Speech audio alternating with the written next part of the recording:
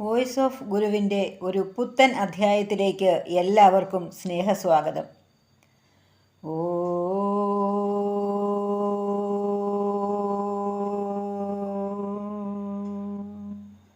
ശ്രീനാരായണ പരമഗുരവേ നമഃ.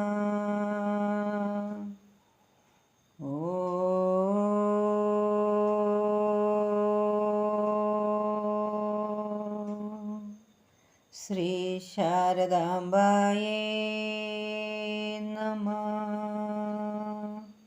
ആചാര്യപാദങ്ങളിൽ പ്രണാമം. Voice of ഗുരുവിൻ്റെ കഴിഞ്ഞ എപ്പിസോഡുകൾ കണ്ട് സപ്പോർട്ട് ചെയ്ത എല്ലാവർക്കും നന്ദി അറിയിക്കുന്നു. തുടർന്നും നിങ്ങളുടെ വിലയേറിയ നിർദ്ദേശങ്ങളും അഭിപ്രായങ്ങളും ഞങ്ങളെ അറിയിക്കുക. ഇത് നിങ്ങൾക്ക് ഇഷ്ടമാവുന്നുവെങ്കിൽ തീർച്ചയായും ലൈക്ക് ചെയ്യുക, ഷെയർ ചെയ്യുക. സബ്സ്ക്രൈബ് ചെയ്യാതെയാണ് കാണുന്നതെങ്കിൽ ഒന്ന് സബ്സ്ക്രൈബ് ചെയ്തേക്കണേ. ഗുരുസാഗരം മാസിക സിംഗിൾ കോപ്പി തപാലിൽ ലഭിക്കാൻ 60 രൂപ 80 78 18 88 58 എന്ന നമ്പറിൽ ഗൂഗിൾ പേ ചെയ്താൽ മതി. എന്നിട്ട് 6282319294 എന്ന നമ്പറിൽ അഡ്രസ്സും അയച്ചു തരിക. വാർഷിക വരിസംഖ്യ 600 രൂപ അടച്ചാൽ 1 വർഷത്തേക്ക് മാസിക തപാലിൽ ലഭിക്കുന്നതായിരിക്കും. ഗുരുവിൽ അധിഷ്ഠിതമായ ജീവിതം ഒരിക്കലും പരാജയപ്പെടില്ല. എന്തെന്നാൽ നിങ്ങൾ കാണുന്നതിനപ്പുറം കാണാനും നിങ്ങൾ പോലും അറിയാതെ നിങ്ങളെ നിയന്ത്രിക്കാനും ഗുരുവിന് സാധിക്കും. എങ്ങനെ ഗുരുവിൻ്റെ വിശ്വസ്ത ഭക്തരായി സുരക്ഷിത ജീവിതം നയിക്കാമെന്ന് പഠിപ്പിക്കുകയാണ് ഗുരുസാഗരം മാസിക. ഇനി ഇന്നത്തെ വിഷയങ്ങൾ എന്തൊക്കെയാണ് എന്ന് നോക്കാം. 2025 ഏപ്രിൽ മാസം ഗുരുസാഗരം ആധ്യാത്മിക കുടുംബ മാസികയിലെ കവർ സ്റ്റോറി, ഗുരുസ്തവം 3-ാം പദ്യം, അർത്ഥവിചാരം എന്നിവയാണ് ഇന്ന് അവതരിപ്പിക്കുന്നത്. ആദ്യം കവർ സ്റ്റോറി നോക്കാം. കുട്ടികൾക്കും കൗമാരക്കാർക്കും യുവാക്കൾക്കുമിടയിൽ മയക്കുമരുന്നു വ്യാപനത്തിൻ്റെ ദുരന്തഫലങ്ങൾ പ്രത്യക്ഷപ്പെടുന്നത് സമൂഹം ആശങ്കയോടെയാണ് കാണുന്നത്. എന്നാൽ പരിഹാരാർത്ഥം ആത്മീയതയെ സ്വീകരിക്കാൻ ആരും തയ്യാറാവുന്നില്ല. വെറും ബോധവൽക്കരണവും കൂട്ടയോട്ടവും നടത്തി ഒഴിവാക്കാവുന്നതല്ല ഇത്തരം തമോഗുണ വിപത്തുകൾ. അതിന് ശാസ്ത്രീയമായ ആത്മവിദ്യാമാർഗങ്ങൾ അവലംബിക്കണം. ഈ കവർ സ്റ്റോറി അതാണ് ചർച്ച ചെയ്യുന്നത്. മയക്കുമരുന്നിനെ ജയിക്കാൻ ഭക്തിക്കയറ് കൊടുത്ത് കരയേറ്റണം മനമ്മേ. ഭക്തി എന്നതിനെ ശ്രീനാരായണ ഗുരു മനുഷ്യനെ നന്നാക്കാനും അവൻ്റെ ആത്മശുദ്ധീകരണത്തിനുമുള്ള ഔഷധമായാണ് കണ്ടത്. അതിനെ നിഷേധിക്കുന്ന സമൂഹ വ്യവസ്ഥിതിയാണ് കേരളത്തിൽ വളർന്നു വരുന്നത്.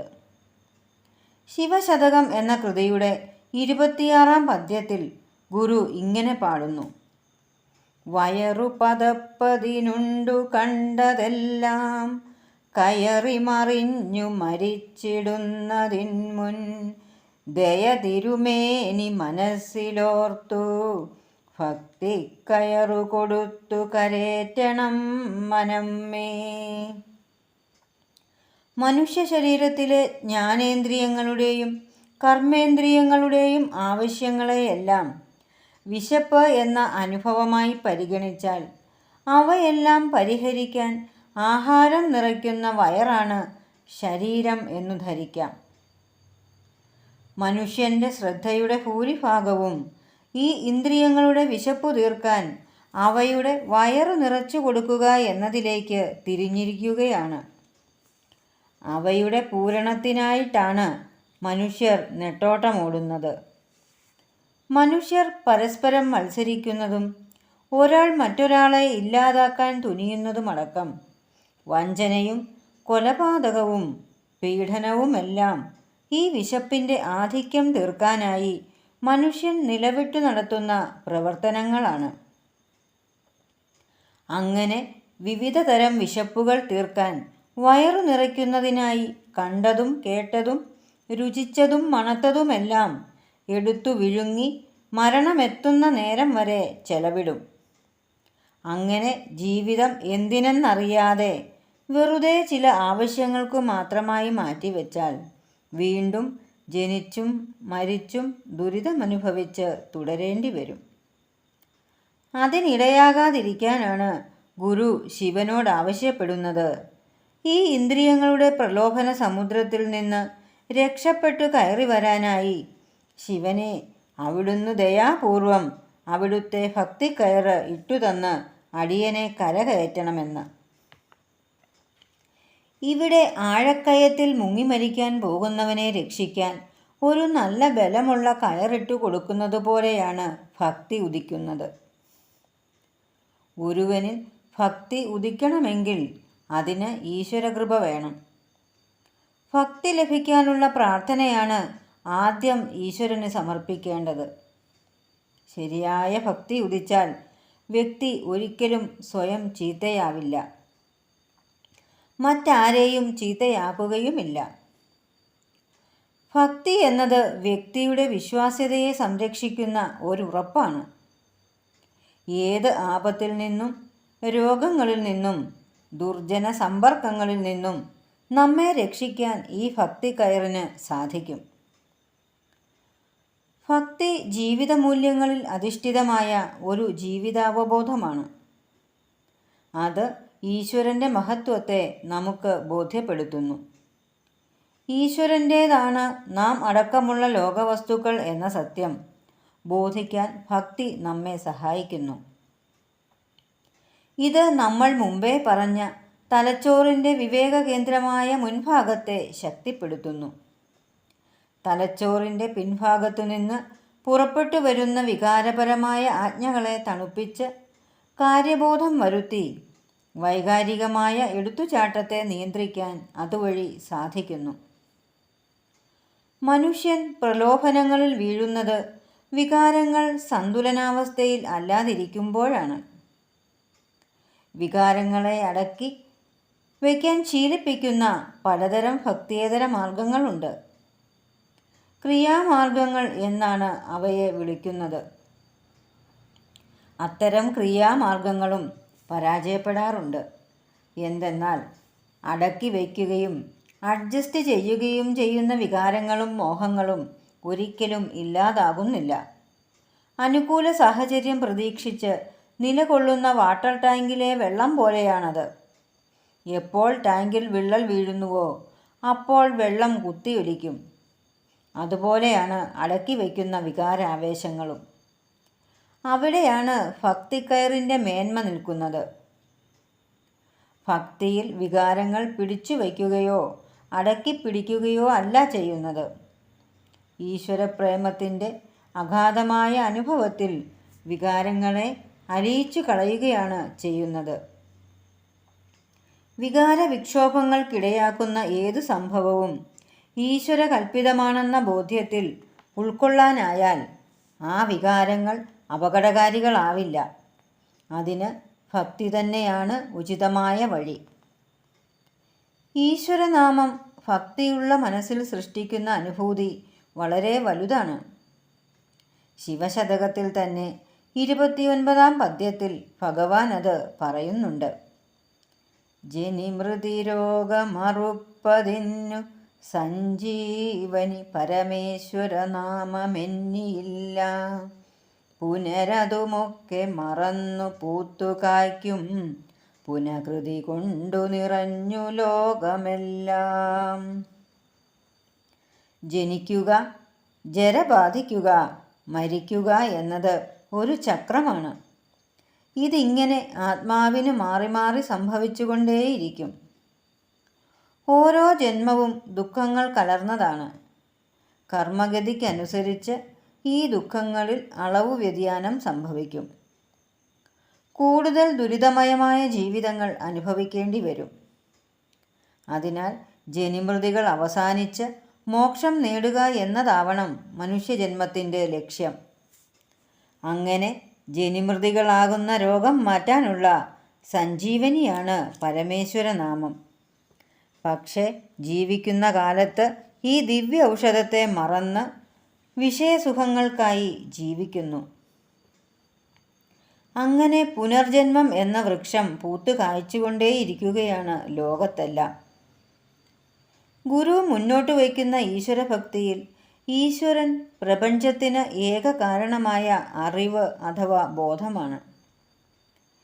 ഈ ബോധത്തിൽ നിന്ന് സൃഷ്ടിക്കായി സ്പന്ദിച്ചുയരുന്ന പ്രപഞ്ചശക്തിയാണ് ഈ കാണുന്ന ലോകത്തെ സൃഷ്ടിച്ച് അനുഭവിക്കുന്നത്. ആ സൃഷ്ടികർത്താവിനെ സ്മരിച്ചുകൊണ്ട് അവിടുത്തെ സ്വരൂപത്തെ അറിയാൻ ശ്രമിച്ചുകൊണ്ടുള്ള ജീവിതമാണ് ഈശ്വരഭക്തിയുള്ള ജീവിതം എന്ന് പറയുന്നത്. എന്നാൽ ഇന്നത്തെ ലോകം ഈശ്വരഭക്തി എന്ന് പറയുന്നത് ആരാധനാലയങ്ങളിൽ പോയി ആവലാദികൾ പ്രാർത്ഥിച്ചും വഴിപാടുകൾ നടത്തിയും രോഗദുരിതങ്ങൾ ഒഴിപ്പിക്കാൻ ശ്രമിക്കുന്നതിനെയാണ്. അതല്ല ഗുരു പറഞ്ഞു തരുന്ന ഈശ്വരഭക്തി. അവനവനിൽ കുടികൊള്ളുന്ന ശക്തി ചൈതന്യമാണ് ഈ ലോകത്തെ സൃഷ്ടിച്ച് അനുഭവിക്കുന്ന ചൈതന്യവും. അതിനാൽ സ്വന്തം ഉള്ളിലെ ആ ഈശ്വര ചൈതന്യത്തെ ഉണർത്തി ആത്മശക്തിയെ നിയന്ത്രിച്ച് ഊർധ്വഗതിയിലേക്ക് അറിവ് നേടി ഉയരുന്ന മാർഗമാണ് ഭക്തി. ദർശനമാലയിൽ ഈ ഭക്തിയെ ഗുരു 2 ഭാഗമാക്കി വിഭജിക്കുന്നു: ആത്മാനുസന്ധാനവും ബ്രഹ്മാനുസന്ധാനവും. അവനവനിലിരിക്കുന്ന ആത്മാവിനെ എല്ലാറ്റിലും കാണുക, എല്ലാറ്റിലും ഇരിക്കുന്ന ആത്മാവിനെ അവനവനിൽ തന്നെ കാണുക എന്നിങ്ങനെ 2 തലങ്ങളിൽ സ്വയം പ്രപഞ്ചത്തിൻ്റെ അവിഭാജ്യ ഘടകമാണ് താനെന്ന ബോധം സ്വയം ഉണർത്തുക. അതാണ് ഭക്തിമാർഗം. നമ്മുടെ 2 കണ്ണുകൾ കാട്ടിത്തരുന്ന ദൃശ്യങ്ങൾ തലച്ചോറിൽ അനുഭവമായി മാറുമ്പോഴാണ് നാം കാണുന്നത്. അതുപോലെ കേൾക്കുന്നതും രുചിക്കുന്നതും മണക്കുന്നതുമെല്ലാം ഇന്ദ്രിയാനുഭവങ്ങളാണ്. ഈ അനുഭവങ്ങൾ ഉണ്ടാക്കുന്ന വികാരങ്ങൾക്കനുസരിച്ചാണ് നാം പ്രതികരിക്കുന്നത്. ഇങ്ങനെ ഓരോരുത്തരും പ്രതികരിക്കുന്നതിൻ്റെ ആകെ തുകയാണ് ജീവിത വ്യവഹാരം എന്ന് പറയുന്നത്. 2 കണ്ണുകൾ കാണുന്ന കാഴ്ച ഇന്ദ്രിയങ്ങൾ കാട്ടുന്ന ലോകകാഴ്ചയാണ്. എന്നാൽ ഭക്തിയിലൂടെ ഒരു മനുഷ്യന് 3-ാം കണ്ണ് തുറക്കുന്നു. കാണുന്ന കാഴ്ചയിലെ സത്യമേത്, മിഥ്യയേത്, ധർമ്മമേത്, അധർമ്മമേത് എന്ന് വേർതിരിച്ചു കാണിക്കുന്നത് ഈ 3-ാം കണ്ണാണ്. ആ 3-ാം കണ്ണിനെയാണ് വിവേകശക്തി എന്ന് പറയുന്നത്. തലച്ചോറിൻ്റെ നെറ്റിയുടെ ഭാഗമാണ് വിവേകത്തിൻ്റെ ഉറവിടമെന്ന് ആധുനിക ശാസ്ത്രം പറയുന്നു. ശിവൻ്റെ 3-ാം കണ്ണ് നെറ്റിയിലാണ് എന്ന് പുരാണം പറയുന്നതും ഇതുതന്നെയാണ്. ഈ 3-ാം കണ്ണ് ഭക്തിയിലൂടെ ഉണർത്താം. അങ്ങനെ ഉണർത്തപ്പെടുന്നവർ ഒരിക്കലും മദ്യം, മയക്കുമരുന്ന് എന്നിവയ്ക്ക് അടിമപ്പെടില്ല. സാംസ്കാരികമായ ഉന്നതിയോടെ അവർ ജീവിക്കും. ജീവിത വ്യവഹാരം ഈശ്വരാർപ്പിതമാകുമ്പോൾ ഹൃദയം അരുൾ, അൻപ്, അനുകമ്പ എന്നിവയുടെ ആസ്ഥാനമായിത്തീരുന്നു. സത്യം, ധർമ്മം, ദയ, ശാന്തി എന്നീ ഗുണങ്ങൾ വ്യക്തിയിൽ രൂഢമൂലമാകുന്നു. അങ്ങനെ ഭക്തിയാൽ ശുദ്ധീകരിക്കപ്പെടുന്ന ഒരു വ്യക്തി അപരനു വേണ്ടി അഹർനിശം പ്രയത്നം, കൃപണത വിട്ടു ചെയ്യും. ഒരുവന് നല്ലതും അന്യന് അല്ലലും ചേരുന്ന പ്രവൃത്തി ചെയ്യില്ല. അവനവൻ ആത്മസുഖത്തിനാചരിക്കുന്നവയെല്ലാം അന്യർക്കു കൂടി സുഖമായി ഭവിക്കാൻ ആഗ്രഹിച്ചുകൊണ്ട് കർമ്മം ചെയ്യും. അങ്ങനെ ഒരു സാമൂഹ്യ വ്യവസ്ഥയെ ഭക്തിയിലൂടെയും വിദ്യാഭ്യാസത്തിലൂടെയും സൃഷ്ടിക്കുന്ന ശ്രമങ്ങളാണ് ഗുരു നടപ്പാക്കിയത്. ആ ശ്രമം വിജയിച്ചിരുന്നെങ്കിൽ ഇന്ന് മയക്കുമരുന്നിൻ്റെ പിടിയിൽ നമ്മുടെ യുവതലമുറ അകപ്പെടില്ലായിരുന്നു എന്നോർക്കണം. കേരളത്തിൻ്റെ സാമൂഹ്യ നവോത്ഥാനത്തിൽ ഗുരുവിൻ്റെ നേതൃപാടവത്തെക്കുറിച്ച് എല്ലാവരും പറയുന്നുണ്ട്. ഈശ്വരഭക്തരും നിരീശ്വരവാദികളും യുക്തിവാദികളും രാഷ്ട്രീയക്കാരുമെല്ലാം അതിൽ അഭിപ്രായ വ്യത്യാസം ഇല്ലാത്തവരാണ്.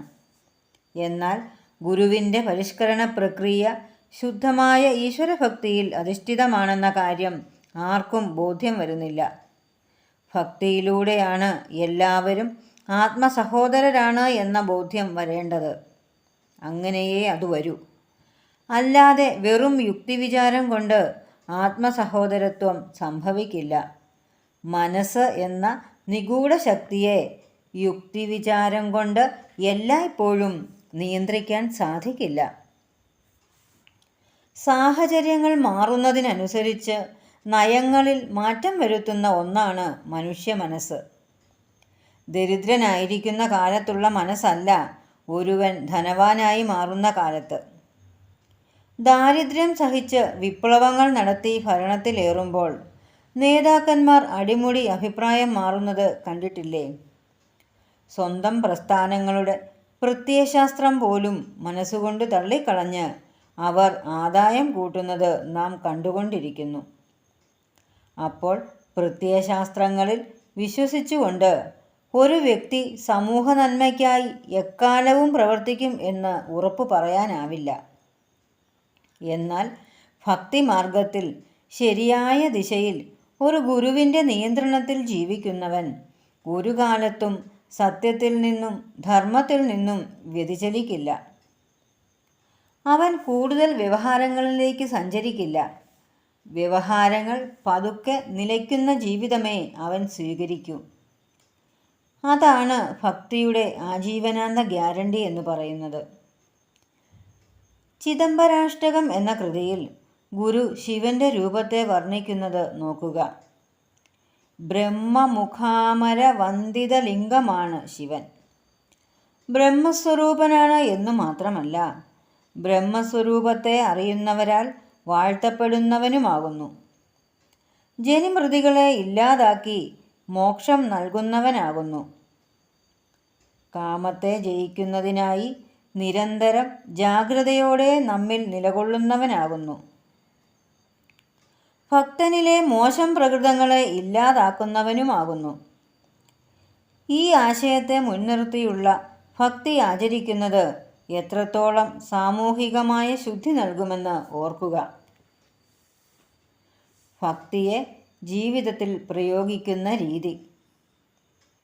ആധുനിക കാലത്ത് ചിലർ പറയുന്നത് കേൾക്കാം, കുട്ടികളെ മതത്തിൻ്റെ ചട്ടക്കൂട്ടിൽ വളർത്തരുത്, അവരെ ഭക്തിപരമായ ആചാരാനുഷ്ഠാനങ്ങൾ ശീലിപ്പിക്കരുത്, വലുതാകുമ്പോൾ അവർക്കിഷ്ടമുണ്ടെങ്കിൽ മതത്തെയും ദൈവത്തെയും സ്വീകരിക്കട്ടെ, അല്ലാത്തവർ മതമില്ലാതെയും ദൈവാരാധന ഇല്ലാതെയും ജീവിക്കട്ടെ. കേട്ടാൽ സ്വതന്ത്രമെന്ന് തോന്നാവുന്ന ഒരു പൈശാചിക മനസ്സാണ് ഈ ചിന്തയ്ക്ക് പിന്നിൽ. കുട്ടികൾ മതഭ്രാന്തന്മാരാകരുത്, അല്ലെങ്കിൽ മതവിവേചനം കാണിക്കുന്നവരാകരുത് എന്ന സദ്ബുദ്ധിയാവാം ഇങ്ങനെ പറയുന്നതുകൊണ്ട് പ്രകടിപ്പിക്കുന്നത്. മതപ്പോര് ഒട്ടും നല്ലതല്ല എന്ന് എല്ലാവർക്കും അറിയാം. ശരിയായ മതാവബോധം കൊടുത്താൽ ഒരു മതദർശനവും മതപ്പോരുണ്ടാക്കുന്നതാവില്ല എന്ന് ഗുരു തന്നെ മൊഴിഞ്ഞിട്ടുണ്ട്. ജാതിയെ പൂർണ്ണമായും നിരസിച്ച ഗുരു മതത്തെ നിഷേധിച്ചില്ല. എന്തെന്നാൽ മതം ശരിയായ ദർശനത്തെ അടിസ്ഥാനമാക്കി പ്രവർത്തിച്ചാൽ അത് മനുഷ്യരെ കൂട്ടത്തോടെ അച്ചടക്കമുള്ളവരും ദൈവഭയം ഉള്ളവരുമാക്കുന്ന സംവിധാനമാണ്. ദൈവഭയമുള്ള മനുഷ്യർ തെറ്റുകൾ ചെയ്യാൻ മടിക്കും. മദ്യം, ലഹരി, വ്യഭിചാരം എന്നിവയിൽ നിന്നും പരദ്രോഹത്തിൽ നിന്നും അകന്നു ജീവിക്കും.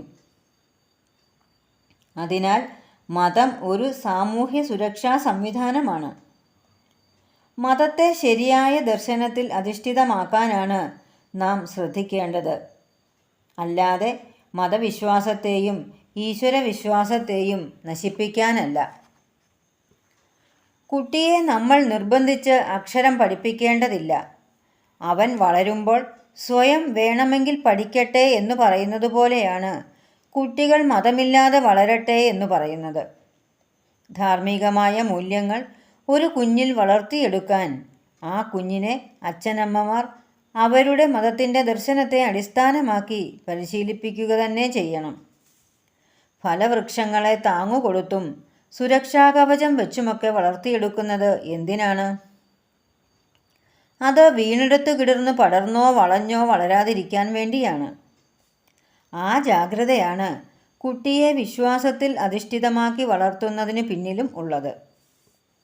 രാവിലെ ഉണരുക, ശരീരശുചിത്വം വരുത്തുക, ഈശ്വരനെ പ്രാർത്ഥിക്കുക, സദ്ഗ്രന്ഥങ്ങൾ പാരായണം ചെയ്യുക, മുതിർന്നവരെ ബഹുമാനിക്കുക, മാതാപിതാക്കളെ ആദരിക്കുക, അധ്യാപകരെ ആദരിക്കുക എന്നിവയൊക്കെ ഈശ്വരവിശ്വാസത്തിൽ അധിഷ്ഠിതമായ ജീവിതായോധനങ്ങളാണ്.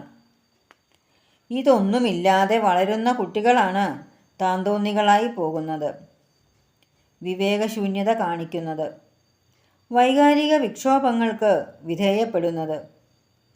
അവർ മയക്കുമരുന്ന് മാഫിയയുടെ പിടിയിൽപ്പെട്ടുപോയാൽ അത് സ്വാഭാവികമായ പരിണതിയാണെന്നേ പറയേണ്ടൂ.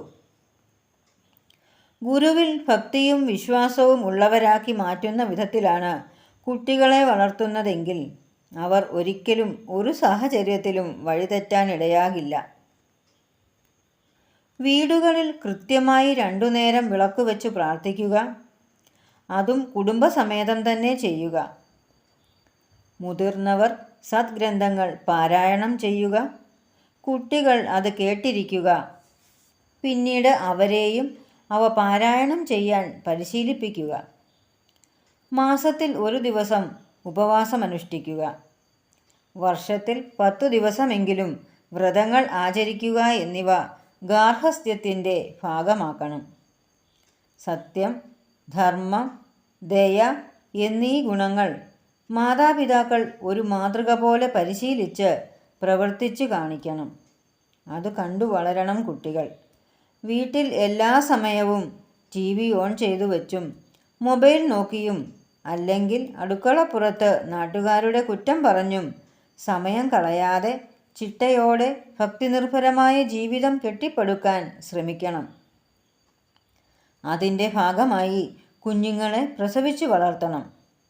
വളയം വച്ചു ചാടി പരിശീലിച്ചിട്ടാണ് വളയമില്ലാതെ ചാടാൻ ശീലമാകുന്നത്. ആദ്യമേ തന്നെ വളയമില്ലാതെ ചാടുന്ന വഴിക്ക് ചാടട്ടെ എന്ന് പറഞ്ഞ് കുട്ടികളെ വളർത്തരുത്. മദ്യം, പുകവലി എന്നിവയുടെ ദോഷങ്ങൾ. മയക്കുമരുന്ന് വ്യാപനം തുടങ്ങിയപ്പോൾ എല്ലാവരും പറയുന്നു മദ്യം അത്ര കണ്ട് ഉപദ്രവമല്ല എന്ന്. അതിനാൽ മദ്യനിയന്ത്രണവും നിരോധനവും ആവശ്യമില്ല എന്ന മട്ടിലാണ് സംസാരം. ഒരു കാര്യം ഇവർ മറക്കുന്നു. ലഹരി ഉപയോഗത്തിൻ്റെ സ്കൂൾ തലമാണ് പുകവലി. അതിൻ്റെ ബിരുദതലമാണ് മദ്യ ഉപയോഗം. അതിൻ്റെ പോസ്റ്റ് ഗ്രാജുവേഷനാണ് മയക്കുമരുന്ന്. പുകവലിക്കുന്ന ശീലത്തിൽ നിന്നാണ് കഞ്ചാവിലേക്കും രാസമയക്കുമരുന്നുകളിലേക്കും നീങ്ങുന്നത്. മദ്യപാനമാണ് കൗമാരക്കാരും യുവാക്കളും കമ്പനി കൂടുമ്പോൾ ആദ്യം സ്വീകരിക്കുന്ന സുഖദായക മാർഗം. അത് മയക്കുമരുന്നിലേക്കുള്ള വാതായനം തുറക്കുന്നു. വീടുകളിൽ മദ്യം വാങ്ങിവെച്ച് മാതാപിതാക്കളും മക്കളും കുടിക്കുന്ന പ്രവണതയും കേരള സമൂഹത്തിൽ വ്യാപകമാകുന്നുണ്ട്. ഇങ്ങനെ കുത്തഴിഞ്ഞ കുടുംബാന്തരീക്ഷങ്ങൾ മയക്കുമരുന്നു വ്യാപനത്തിൻ്റെ വിളനിലങ്ങൾ സൃഷ്ടിക്കുന്നുണ്ട്. ഗാർഹസ്ഥ്യം ഇന്ദ്രിയസുഖത്തിനുള്ളതല്ല. ഗാർഹസ്ഥ്യം ചതുരാശ്രമങ്ങളിൽ ഏറ്റവും പ്രധാനമായ ഒന്നാണ്. ബ്രഹ്മചര്യത്തിലേക്കും സന്യാസത്തിലേക്കും പുതിയ ആളുകളെ നൽകുന്നത് ഗാർഹസ്ഥ്യത്തിൽ നിന്നാണ്. നമ്മുടെ ഋഷിമാർ, മുനിമാർ, ഗുരുക്കന്മാർ എല്ലാവരും ഗാർഹസ്ഥ്യത്തിൻ്റെ സംഭാവനകളാണ്. അതായത് ഇവരെല്ലാം കുടുംബത്തിൽ പിറന്ന് നേരാം വഴി ജീവിച്ച് മഹത്വത്തിൽ എത്തുകയായിരുന്നു. ഗുരുവിൻ്റെ ചരിതം അതിന് ഏറ്റവും ഉദാഹരണം. കൃഷിവലനും ജ്ഞാനിയുമായ മാടനാശാൻ, പുരാണങ്ങൾ പാരായണം ചെയ്യുന്നതിൽ തൽപരയായ കുട്ടിയമ്മ, അമ്മാവൻ കൃഷ്ണനാശാൻ എന്ന എഴുത്തൻ കൃഷ്ണനാശാൻ, അങ്ങനെയുള്ളവർക്കിടയിൽ ജനിച്ചു വളർന്ന നാണുവാണ് നാരായണ ഗുരുവായത്. അതായത് മഹത്തുക്കളുടെ സൃഷ്ടിക്ക് ഗൃഹാന്തരീക്ഷം വലിയ സ്വാധീനം ചെലുത്തുന്ന ഘടകമാണ്. ഭക്തിരസപ്രദമായ ഗൃഹസ്ഥാശ്രമമുണ്ടായാൽ എല്ലാ മേഖലയിലും മികച്ച വ്യക്തിത്വങ്ങൾ വളർന്നു വരും. ഗൃഹാന്തരീക്ഷം മലിനമായാൽ അക്രമികളും അഴിമതിക്കാരും മയക്കുമരുന്ന് അടിമകളും ഇവിടെ വളർന്നു വരും. പുതിയ തലമുറ അങ്ങനെയായിപ്പോയി ഇങ്ങനെയായിപ്പോയി എന്നു വിലപിക്കുമ്പോൾ നാം ഓർക്കുക, മത്തൻ കുത്തിയാൽ കുമ്പളം മുളയ്ക്കില്ല. ഈ തലമുറ അരാജകത്വത്തിലേക്ക് പോയത് അവരെ ജനിപ്പിച്ച തലമുറ അതിൻ്റെ മൂല്യങ്ങളിൽ നിന്ന് വല്ലാതെ അകന്നു പോയതുകൊണ്ട് മാത്രമാണ്. അതിനാൽ നമ്മെ നൂറ്റാണ്ടുകൾ സുരക്ഷിതരായി ജീവിപ്പിച്ച നമ്മുടെ ഭക്തിദർശന മൂല്യങ്ങൾ നമുക്ക് തിരികെ എടുക്കാം. അന്ധവിശ്വാസമില്ലാത്ത ഗുരു വിഭാവനം ചെയ്ത ശുദ്ധഭക്തിയെ ജീവിതാലംബമായി സ്വീകരിക്കാം. ഇനി നമുക്ക് ഗുരുസ്തവത്തിൻ്റെ 3-ാം പദ്യം നോക്കാം. അന്യർക്കു ഗുണം ചെയ്വതിനായുസ്സുവപുസ്സും ധന്യത്വമൊടങ്ങാത്മതപസ്സും ബലി ചെയ്വൂ. ആയുസ്സും വപുസ്സും അന്യർക്കായി ബലി ചെയ്യുന്നവരാണ് സാമൂഹ്യ സേവകർ. മനുഷ്യായുസ് വളരെ കുറഞ്ഞതാണ്. അത് സ്വാർത്ഥം വെടിഞ്ഞ് ഉപയോഗിക്കുന്നവർ അന്യർക്ക് ഗുണത്തിനായി ജീവിക്കുന്നവരാണ്. അവരെ കൊണ്ട് അവർക്ക് യാതൊരു ഗുണവും ഉണ്ടാകില്ല. എന്നാൽ അത്തരം സാമൂഹ്യ പരിഷ്കർത്താക്കളിൽ നിന്ന് ഗുരുവിനെ വേറിട്ടു നിർത്തുന്നത് ആത്മതപസ്സും ഗുരു ബലി ചെയ്തു എന്നതാണ്. തപസ് തന്നെ ഒരു ബലിയാണ്.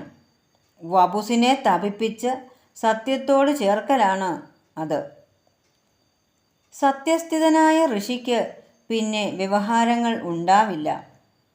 സദാ ആത്മസത്യത്തിൽ ലയിച്ചിരുന്ന് ദേഹം വെടിയും. അങ്ങനെ മഹാസമാധി പൂകേണ്ടുന്ന ഒരു ഋഷിത്വവുമായി വ്യവഹാരത്തിനിറങ്ങുകയും എല്ലാ വ്യവഹാരങ്ങളും ജനതയുടെ ശ്രേയസ്സും പ്രേയസ്സും ലക്ഷ്യമാക്കി ഉള്ളതായിരിക്കുകയും ചെയ്തു എന്നതാണ് ഗുരുവിൻ്റെ പ്രത്യേകത.